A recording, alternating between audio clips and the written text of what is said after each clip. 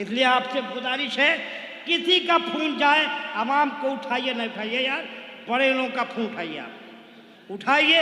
मेरा फोन देखिएगा 50 miss call होगा, भैया नहीं उठाया सचो यार।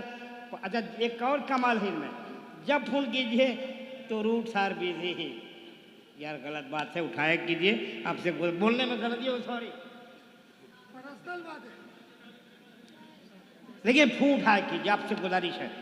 बहरहाल दोस्तों वक्त नहीं है, मुफ्ती हम्माज़ादा बहुत अच्छे बोलते हैं, यूट्यूब, फेसबुक, गूगल, इंस्टाग्राम, पता नहीं कौन कौन ग्राम, हर ग्राम में मशहूर है। इसलिए इनसे गुजारिश है कि माइक पर इनको मैं बुलाऊंगा, लेकिन इनकी आमद से पहले माजरत खां हूँ भाई हलचल सीवानी साहब और जुमला अपने उन अहबाब से मेरी जिनसे बात नहीं हो पाती है। मैं आपकी नाराज़गी को जायज़ समझता हूँ, लेकिन आप ज़रा मेरी भी मजबूरी समझा करें। मैं अगर किसी से बात ना करता तो शायद कहीं नहीं जा पाता, मैं बात करता हूँ तभी कहीं कहीं चला जाता हूँ। आपकी नाराज़ी भी बजा है, लेकिन मेहरबानी करें कभी भी किसी भी बात का गलत मतलब ना निकालना। मैं अपने रब से हमेशा ये दुआ करता हूँ, मालिक तू जितना चाहे उरूज दे, लेकिन कभी मेरे पैर ज़मीन से जुदा ना करना। आमीन आमीन आमीन आमीन। मैं हमेशा ज़मीन पर रहना चाहता हूँ। आमीन, बेशक बेशक। और मेरी औकात क्या है, ना मैं माँ के पेट से खतीब पैदा हुआ और ना गारंटी है कि आखिरी सांस तक मैं खतीब रहूँगा, बल्कि हकीकत तो ये है, ये तेरा करम है आका के बना लिया है अपना, कहाँ मुझसे ये कमीना कहाँ सिलसिला तुम्हारा। नारे तकबीर, नारे रिसालत, वाह वाह वाह वाह। अपना कुछ भी नहीं है, बहुत अच्छे। हम तो अगर रोटी भी खाते हैं ना तो उसे अपने हाथ की कमाई नहीं समझते। अल्लाह अल्लाह। हम तो एक एक लुकमा भी ये कह के खाते हैं, तेरे टुकड़ों पे पले गैर की ठोकर पे न डाल, झिड़कियां खाएं कहाँ छोड़ के सदका तेरा। हमारे पास बोलो यार, नारे तकबीर, नारे रिसालत, उलमा अहले सुन्नत, सुभान अल्लाह सुभान अल्लाह सुभान अल्लाह सुभान अल्लाह। मुफ्ती हम्माज़ादा वाह मुरादाबादी, वाह वाह, नारे तकबीर, बहुत अच्छा, सुभान अल्लाह सुभान अल्लाह। अल्लाह सलामत रखे। भाई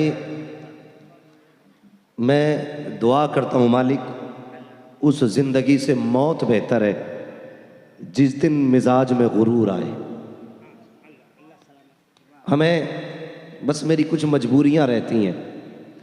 हर बंदा फ़ोन लगा के ये सोचता है इसने मेरा फ़ोन नहीं उठाया। मैं आज ये बात कह रहा हूँ मजबूरी में, हालांकि मेरा वक्त ये तकरीर का था, मुझे इसमें अपनी वक्त बात नहीं करनी थी, लेकिन सिर्फ मैं सफाई कहने का हक तो रखता हूँ ना, इतना कहने का तो मेरा हक भी है कि मैं आपसे कहूँ। आप ये सोचते मैंने मेरा फ़ोन नहीं उठा, सुबह से शाम तक तकरीबन 1800 कॉलें रहती हैं, जिसमें बहुत भी उठाता हूँ तो 100-200 कॉलें उठा पाता हूँ। फिर उसके बाद मेरा सफ़र भी है, मेरा आराम भी है, और मैं इसको बरसरे मिंबर नहीं कहना चाहता, मेरी बीमारियाँ भी मेरे साथ रहती हैं। मैं बस ये दुआ करता हूँ, मालिक जब तक ज़िंदगी रहे ना तो तेरे ज़िक्र में गुजरे। और मेरी तो ख्वाहिश है, मैं दुआएं करता हूँ, उजाले अपनी यादों के हमारे साथ रहने दो, न जाने किस गली में ज़िंदगी की शाम हो जाए। ये मेरे नाना बैठे हुए मिंबर पे, मैं सुबह से इनके घर पे हूँ, ये 4-4 घंटे मुझे छोड़ के गए कि तुम सो जाओ, लेकिन ये जब पलट के आए, गवाह है, मैं इनको जागता मिला। इन्होंने ये कहा सोए नहीं, तो मैंने सीधी बात कही, ये फ़ोन पे बात कर रहा था। पूरे हिंदुस्तान, सिर्फ हिंदुस्तान नहीं, बाहर से मेरे भाई कॉल आते हैं, और सिर्फ जलसों के नहीं, उसमें हर तरह के कॉल आते हैं। कोई गम के मारे भी फ़ोन करते हैं, कोई मुसीबत ज़दा भी फ़ोन करते हैं, कोई परेशान हाल भी फ़ोन करते हैं। रह गई बहुत बड़े लोगों की बात, तो मैं सबसे छोटा हूँ। मैं जानता हूँ जितनी मेरी उम्र है इतने तो भाई हमारे बड़े भाई सीवानी साहब निजामत कर रहे हैं उतने सालों से जलसों में। अल्लाह इनकी उम्र में बेपनाह बरकतें अता फरमाए और इनको उम्र खिज़र अता फरमाए। मुझसे अगर तकलीफ़ पहुँची है तो माजरत खा हूँ। मैं बस इतना आज कहना चाहूँगा, कोई मुझे खैरियत के लिए भी फ़ोन ना किया करे। मैं इतना मसरूफ़ और इतना उलझा हुआ रहता हूँ कि खैरियत वाले फ़ोन भी कभी कभी मुझे बोझ लगते।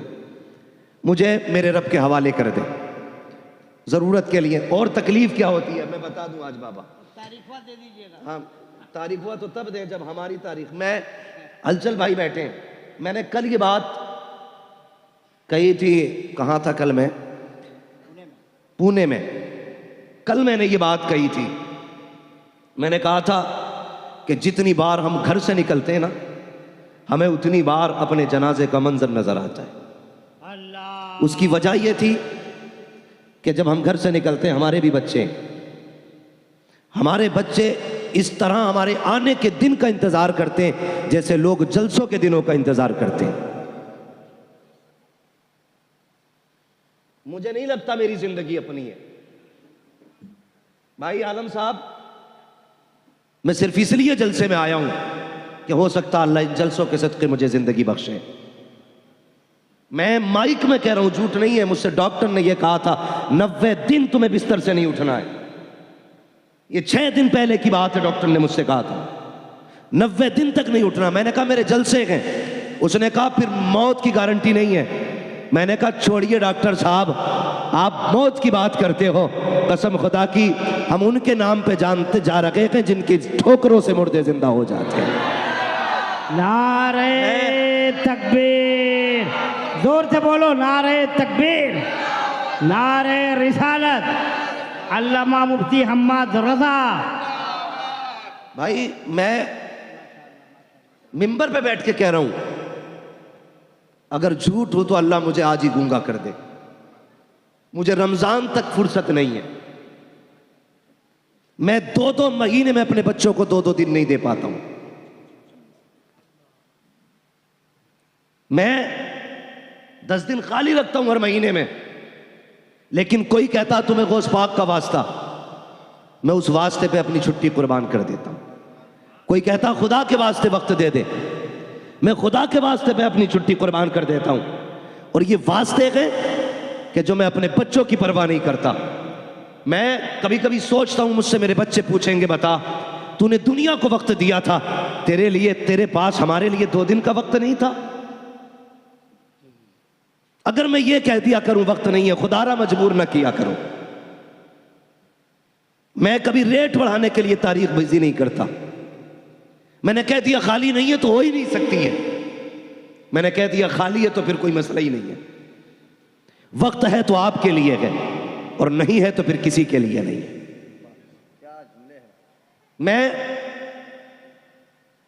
मैं क्यों इतना वक्त, मैं जानता हूं मेरा फ्यूचर मेरे साथ क्या करे। गुलाम मोहिउद्दीन सुबहानी, शायद कोई बच्चा ऐसा होगा जो उन्हें नहीं जानता होगा। इतना मशहूर और इतना मजबूत खतीब कि इतना बिजी रहा कि कहना नहीं चाहिए कि वो आदमी गुर्दों की बीमारी में दुनिया से चला गया। अल्लाह उनकी कब्र पे अपनी रहमत और गुफरान की बारिशें फरमाए। और खुदारा एकदम से सर से उठा के ना फेंका करो किसी को। गुलाम मोहिउद्दीन सुबहानी जब मुंबई तकरीर करने जाते थे ना, 8-8 गाड़ियां लेने के लिए एयरपोर्ट आती थी। लेकिन जब वही बंदा गुर्दे का मरीज हुआ ना, तो एक बंदा एयरपोर्ट से रिसीव करने उस बंदे को नहीं आता था। वो बंदा ऑटो करके हॉस्पिटल तक मुंबई में जाता था। क्यों? क्या कौम की जिम्मेदारी नहीं थी? जिसने बच्चों की फिक्र की बगैर जिंदगी पूरे दीन के लिए लौटा दी, तुम्हें तो सर पे उठा के रखना चाहिए था। खुदारा इनकी कुर्बानियां जाने। और कभी तुम हाथ उठा के अपने बाप के लिए दुआ किया करो तो गुलाम मोहिउद्दीन सुबहानी के लिए भी दुआ कर दिया करो। अल्लामा अबुल हक्कानी के लिए भी दुआ कर दिया करो। हाँ, कभी कभी दुआ किया करो ना। तो कारी साहब, कारी रजीउल्लाह चतुर्वेदी, कभी उनके लिए भी दुआ कर दिया करो। वो बोलते बोलते दुनिया से चले गए।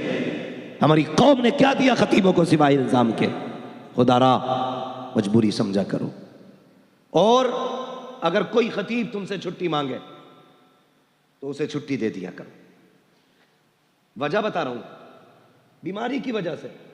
मैं मिंबर पे बैठ के कहता हूं मेरे गुर्दों में भी तकलीफ है, फेफड़ों में भी तकलीफ है, लेकिन सिर्फ यहां तक क्यों आया?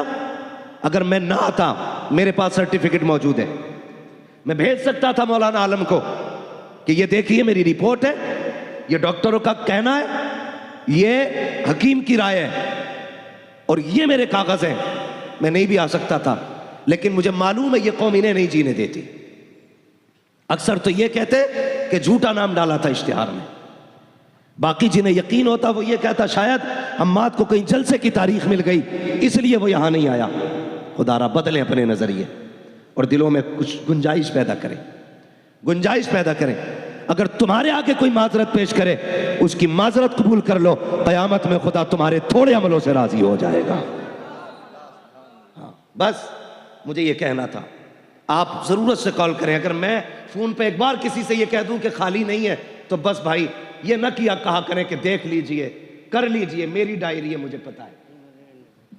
कुछ कर लो। कुछ करने का क्या मतलब है? दूसरे की काट के हमारी लिख दो, यही तो है कुछ करने का मतलब ना।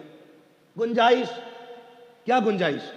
कि महीने के मैं 35 दिन कर लूं, हफ्ते के 11 दिन कर लूं, जिस महीने के जितने दिन है उतने ही रहने। गुंजाइश का क्या मतलब है? यही तो सूरत है, या तो हफ्ते के 8 दिन बना लूं या महीने के 35 बना लूं। ये मुझसे नहीं हो सकता। हाँ, एक काम कर सकता हूं, इनकी काट के इनकी लिख सकता हूं, लेकिन बताइए कयामत में इन्हें क्या जवाब दूंगा मैं? इसलिए खुदा रहा, बस मेरे भाई, अगर फिर भी मुझसे किसी को तकलीफ हुई है, खुदा के वास्ते माफ कर देना।